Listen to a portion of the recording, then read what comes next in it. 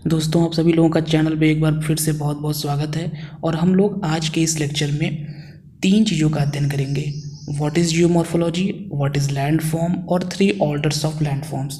तो एक बहुत ही बेसिक सा ये चैप्टर होगा जिसमें इन 3 हम लोग इम्पॉर्टेंट टॉपिक का अध्ययन करेंगे। और हालांकि सभी चीज़ें आप में से बहुत सारे लोग जानते भी होंगे, लेकिन बहुत सारे लोग जो अभी ग्रेजुएशन में होंगे या ग्रेजुएशन के भी पार्ट 1 में होंगे, तो उन लोगों को इसमें प्रॉब्लम होती होगी। तो चलिए इस चैप्टर को शुरू करते हैं। सिंपल सा ये चैप्टर होगा और ज़्यादा बड़ा नहीं होगा। सबसे पहले इसका जो पहला वाला हिस्सा है, व्हाट इज़ जियोमॉर्फोलॉजी, हम लोग यहीं से स्टार्ट करते हैं।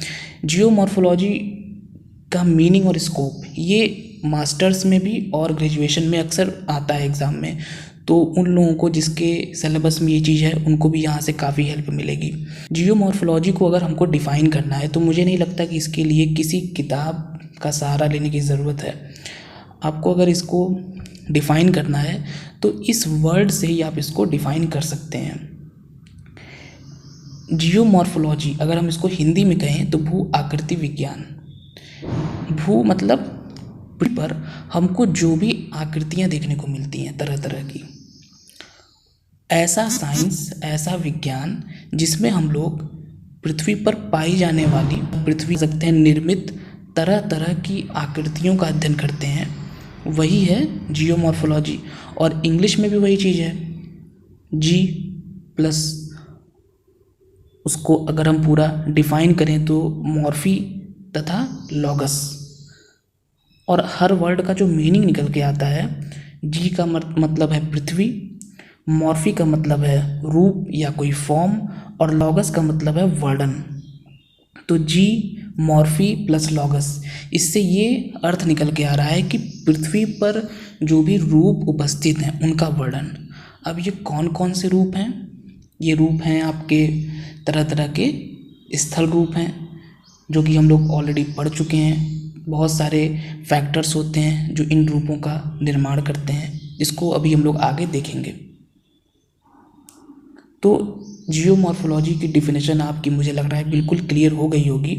और एक चीज़ ये भी हम लोग जानते हैं कि जियोमॉर्फोलॉजी फिज़िकल जियोग्राफी की एक ब्रांच है। जियोग्राफी में मेनली 2 ब्रांचेज़ हैं, फिज़िकल जियोग्राफी और ह्यूमन जियोग्राफी। ह्यूमन जियोग्राफी में जो हमारा ह्यूमन एस्पेक्ट होता है, जैसे उसमें हम लोग settlement geography, political geography, social geography, cultural geography, ये सारी चीज़ें, पॉपुलेशन जियोग्राफी, इन सब की स्टडी करते हैं। वहीं फिज़िकल जियोग्राफी में जो फिज़िकल एस्पेक्ट है, जैसे कि जियोमॉर्फोलॉजी हो गया, क्लाइमेटोलॉजी हो गया, इन्वायरमेंटल जियोग्राफी हो गया और ओशनोग्राफी, इतने की हम लोग स्टडी करते हैं। तो ये बेसिक 2 शाखाएं होती हैं, क्लासिफिकेशन होता है। तो जियोमॉर्फोलॉजी एक ब्रांच है फिज़िकल जियोग्राफी की, और इसमें हम लोग जो मॉर्फ है, मॉर्फ मतलब जो स्वरूप या रूप है पृथ्वी पर, उसी का हम लोग अध्ययन करते हैं। एक ऐसा विज्ञान जो उसी चीज़ की स्टडी करता है। तो इसके लिए अगर आपको बस वो शब्द पता है, भू आकृति, भू पर जो भी आकृतियाँ हैं उनका अध्ययन करने वाला विज्ञान, वही है भू आकृति विज्ञान या जियोमॉर्फोलॉजी। तो ये मुझे लगता है कि इतना वर्णन इसका सफिशिएंट होगा। और अब हम लोग नेक्स्ट की ओर बढ़ते हैं। तो जियोमॉर्फोलॉजी के बारे में तो हम लोगों ने जान लिया। अब जियोमॉर्फोलॉजी की डिफिनेशन में हम लोगों ने देखा कि हम लोग रूप का अध्ययन करते हैं जो पृथ्वी पर हैं, तरह तरह के रूप। अब वो रूप कौन कौन से हैं, आइए उसको देखते हैं। सेकंड जो हमारा पार्ट था इस लेक्चर का, वो था व्हाट इज़ लैंडफॉर्म। लैंडफॉर्म क्या होता है, मतलब कि स्थल रूप। तो ये भी बहुत ही सिंपल है, जो वर्ड है उसी से इसका मीनिंग निकल के आ रहा है। लैंड फॉर्म मतलब लैंड पे, सरफेस पे जो तरह तरह के फॉर्म्स हैं, या स्थल पे जो तरह तरह के रूप हैं, वही है लैंड फॉर्म। अगर ये डिफिनेशन हम लोग देखें तो ये कह रही है कि a land form is a feature on the earth surface that is part of the terrain. Mountains, hills, plateaus and plains are the 4 major types of landforms. Minor landforms include putis, canyons, valleys and basins. Tectonic plate movement under the earth can create landforms by pushing up mountains and hills. तो बहुत ही अच्छी definition है ये कि landform क्या है, एक प्रकार का फीचर है अर्थ सरफेस पे। और इसमें बहुत अच्छे से बताया गया है कि मेनली जो 4 मेजर टाइप हैं, जैसे माउंटेन हो गया, हिल मतलब पहाड़ी, पर्वत, पहाड़ी, पठार और मैदान, ये मेजर हमारे लैंडफॉर्म्स हैं, बड़े लैंडफॉर्म्स। और इनके अंतर्गत जैसे मान लीजिए कि पर्वत तो एक बड़ा लैंडफॉर्म हो गया, अब पर्वत के ऊपर कहीं पे कोई वी शेप्ड वैली बनी है अगर, तो वो एक माइनर लैंडफॉर्म हो गया। तो ये सारे के सारे जो भी हम अपने पृथ्वी पर जो भी रूप देख रहे हैं, अब वो पर्वत, पठार, मैदान जैसा बड़ा बड़ा भी हो सकता है, और पर्वत पर भी कई छोटे छोटे रूप होंगे, जैसे कि नदियाँ वी शेप्ड वैलीज बनाती हैं, नदियाँ जलप्रपात बनाती हैं, तरह तरह के लैंडफॉर्म्स बनाती हैं। तो ये सब जो भी हम पृथ्वी पर ये स्वरूप देखते हैं, ये फॉर्म्स या ये रूप देखते हैं, यही है हमारे लैंडफॉर्म्स। तो अब हम लोग आइए देखते हैं कि लैंडफॉर्म तो हम लोगों ने जान लिया, अब हम लोग देखते हैं कि जो हमारा 3 ऑर्डर का क्लासिफिकेशन किया गया है वो क्या चीज़ है। तो 3 ऑर्डर का जो क्लासिफिकेशन है वो बहुत ही सिंपल है। सबसे पहले जो फर्स्ट ऑर्डर होता है, फर्स्ट ऑर्डर में हम जो हमारा महाद्वीप है और जो हमारी महासागरीय बेसिन है, क्योंकि जनरली हम लोग जानते हैं कि एक तो कॉन्टिनेंट है जो हम लोग अपने सामने देख रहे हैं, north America, south America, Europe, Asia, Oceania, Antarctica, Africa, ये सब हम लोग जान रहे हैं। ये तो हमारा हो गया कॉन्टिनेंट। और कॉन्टिनेंट के अलावा ओशन बेसिन भी है। ओशन बेसिन में वहाँ पे जल भरा हुआ है तो वो हमारा ओशन हो गया। तो ओशन बेसिन एंड कॉन्टिनेंट ये हमारा फर्स्ट ऑर्डर का लैंडफॉर्म होता है। ठीक, फर्स्ट ऑर्डर का लैंडफॉर्म ये। अब इस फर्स्ट ऑर्डर के लैंडफॉर्म पे तरह तरह के लैंडफॉर्म्स हमको देखने को मिलेंगे जो सेकंड ऑर्डर वाले होंगे।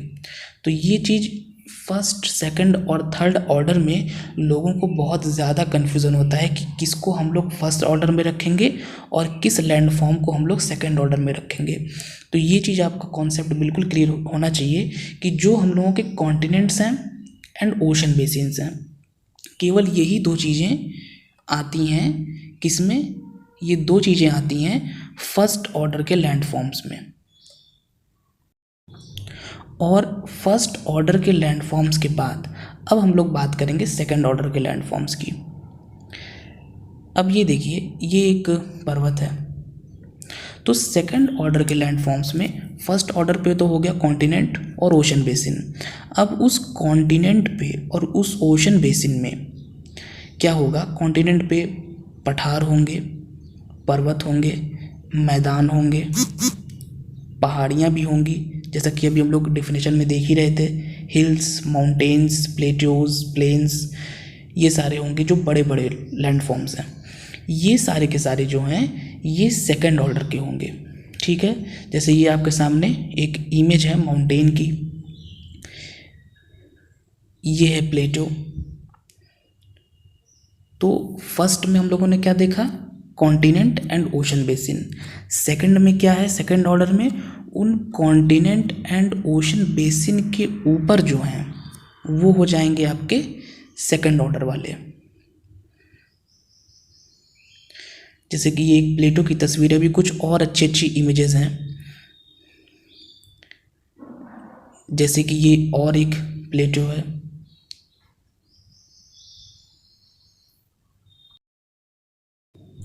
ये प्लेन एरिया है। ये एक और तस्वीर है दोस्तों मैदानी क्षेत्र की। और ये तो बात हो गई सेकंड ऑर्डर के लैंडफॉर्म्स की। अब हम लोग बात करते हैं थर्ड ऑर्डर के लैंडफॉर्म्स की। थर्ड ऑर्डर के जो लैंडफॉर्म्स हैं उसमें हम लोग सेकंड ऑर्डर वालों के ऊपर जो लैंडफॉर्म्स बनते हैं अनाच्छादन से, मतलब कि जैसे कि ये वी शेप्ड वैली जो कि रिवर का है, एक इरोजनल लैंडफॉर्म। अरेत, ये भी ग्लेशियर का है, ये एक इरोजनल लैंडफॉर्म्स है। डिमोइसेल्स या भूस्तंभ, ये भी विंड का इरोजनल लैंडफॉर्म है।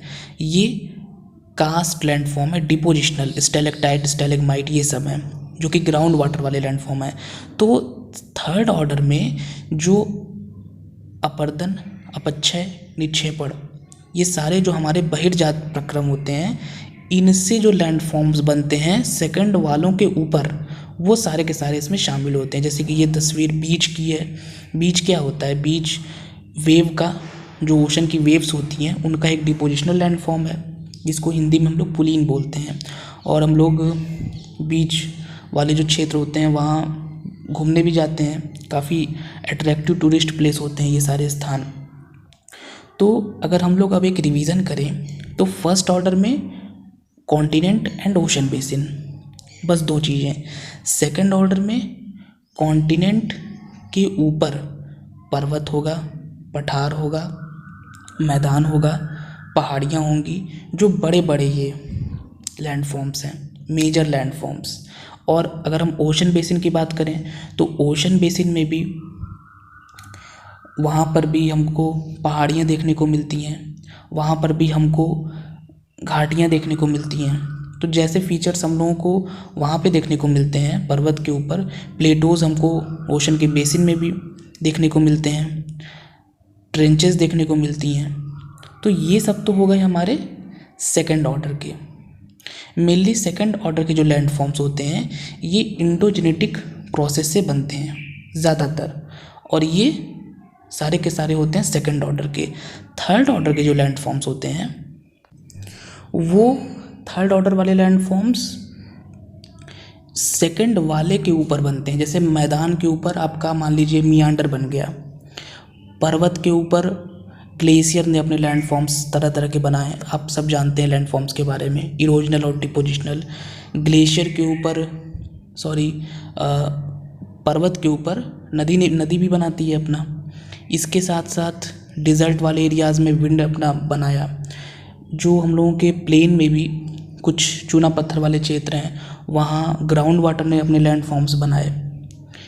तटीय क्षेत्रों में वेव्स ने बनाया।